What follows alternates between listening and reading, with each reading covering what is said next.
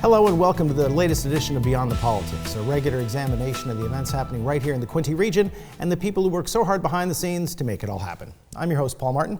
Today in a very special Quinte West edition of Beyond the Politics, we have the two people who are making most of the decisions and then putting those decisions into practice. Of course, I'm speaking of Mayor Jim Harrison and, for the first time on Beyond the Politics, CEO David Clazie.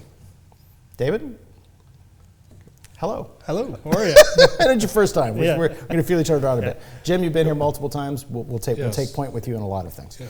Before we start, though, of course, and for the first thing we're going to talk about, and the reason why Jim is back so quickly after being here just late last fall, is there were several big things happening in Quinte West, and perhaps the most devastating was the loss of Councillor Terry Cassidy. Very recently, Quinte West lost a champion of both people who are in need and of community representation. Terry Cassidy, of course, represented the people of Sydney Ward over multiple terms over many years and was known to work for and with many nonprofit agencies who dealt with people in issues of housing, food insecurity, and so much more. Quinte West has been in the process for the past month of coming to terms with that and as well deciding how that seat should be filled. And so we thought it was appropriate to bring back Jim and bring David to talk about things happening in Quinte West and as well the impact that has left and has been felt by our community. Again, our thoughts go out to Terry Cassidy's family and everyone who worked with him. He is sorely missed. Yes, I agree, Paul. Terry is sorely missed, yes, but he has been a great member of our council and an advocate for the city of Quinte West. Yes, he represented Sydney Ward, but that never stopped him or anyone else from going wherever their need was, and he was there and available, and if he could help, he did. And he started back in the early 90s on council and was on Quinte West Council right up till his death, except for one term. But a great advocate, a very conscientious individual, supporting people, supporting causes, knowing how to handle difficult situations. Reach out to the federal and provincial government for support whenever needed. So, yes, he will be missed.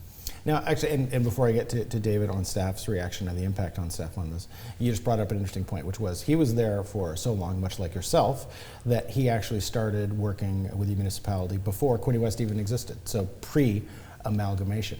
How have things changed over the course of that 30 years for Terry and yourself? Well, the length of term has changed, that's for sure.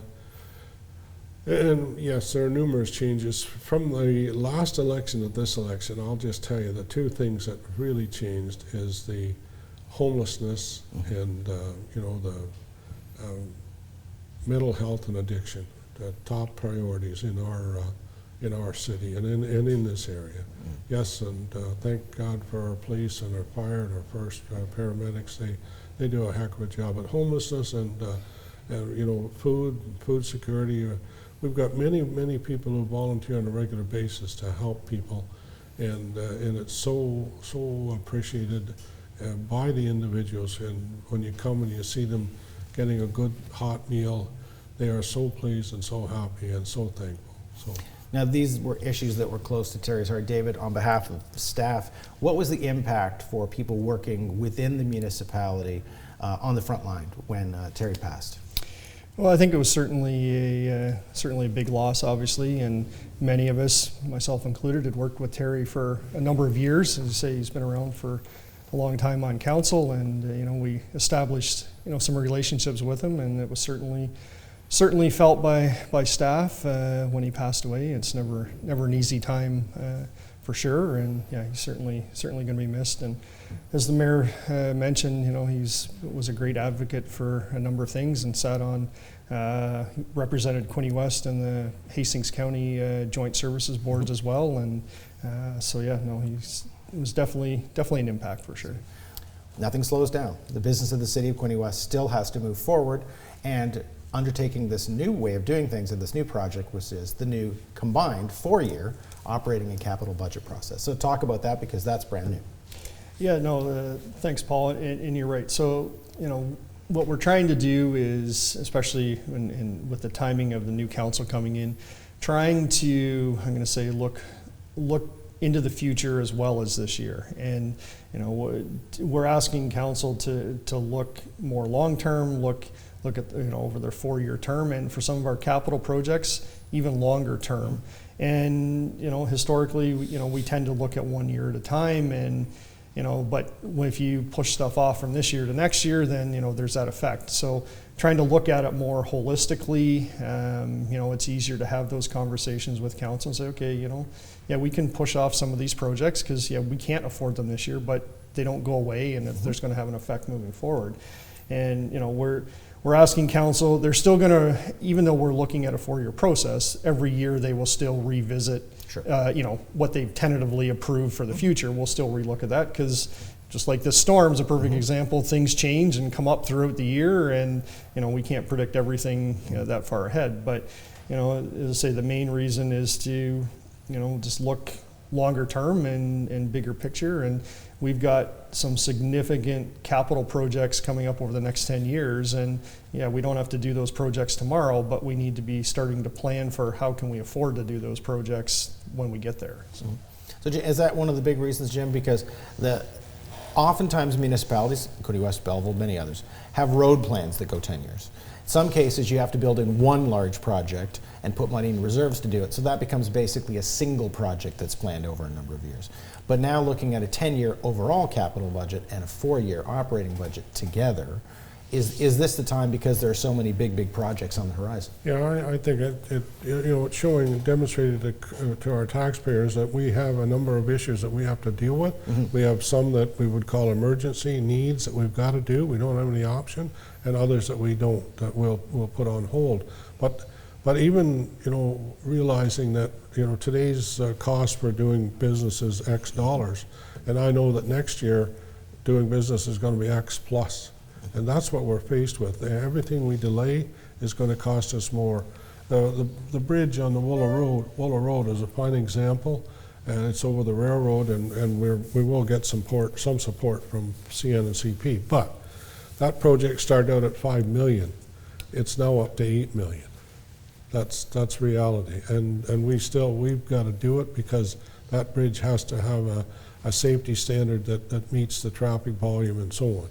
So that's just one example of the cost increases that we're faced with. And the guy that's plowing his driveway with a snowblower, he knows because it cost him last year so much to fill his snowblower, and this year it's going to cost him more because fuel has just gone right through the roof. And that's the same for us. Our diesel, everything, most of what we use, our big trucks and so on are diesel. And diesel fuel has jumped from 75 to 80 cents to well over $2 a liter. But there's also an opportunity for public input. So if I saw this, or I saw some of the things were happening, and I took the time to look over it more, David, how would I provide my input to staff and council as to what I would like to see? Sure. There's a couple different ways that the public can do that. They can certainly send a written submission to clerk@quintewest.ca, and any correspondence that comes in public input wise through that venue will be provided to all the council as part of our printed information that goes out. So that's an avenue. Public can also come to the council meeting if they want. We have a public input session as part of those council meetings, so that's another venue as well. Or pick up the phone and call one of your councilors. That's always an option too, and you can express your views that way too. As well, because it shows off areas like, Battle was a beautiful area, but if people are just going point A to point B, they might not have a chance to sort of see what's all there. That's right, exactly. And the pond hockey was a great tournament, and Mother Nature was just a perfect ambassador. They had the coldest weather of the winter during that pre-pond tournament and carried through to the end of that pond tournament. So they had everything was working the way it should. They had a great turnout of people, spectators, and we also have a large number of people who use those facilities on a regular basis, either skating or playing hockey. And you can go out there any night and that they're open, and you'll find people there. The other part to this is the Battle Ski Hill, right adjacent to the pond hockey. And I was over there a couple of times. I haven't skied this year, but I went over. The first time I went over was when I didn't think they'd be even able to function, but they were. They had made snow, they had enough snow, and they had what I would consider to be snow on different spots. And the young children could ski from one snowbank to the next and make their way down through the runs to the bottom. So, and then they've got ski school and so on and so forth. So that all, as you mentioned, Ottawa is a great little community with so much to offer. And if you can learn to ski in Ottawa on that ski hill, you can ski any place in the world. I don't care where you go. Time for a last minute. You got about 10 seconds. They held the pickleball tournament. Yes, pickleball. Quinte West versus Belleville. Quinte West won. Yeah. So what can you say about that? Well, that was great. It was a great tournament, and to the organizers, I really appreciate the work you did, and I think over 40,000 was raised for the Strong Kids program. So that was great, and yeah, proud of the guys from Quinte West on that team, and yeah, they practiced well and came through. All for the YMCA. Thank you. You've been watching Beyond the Politics.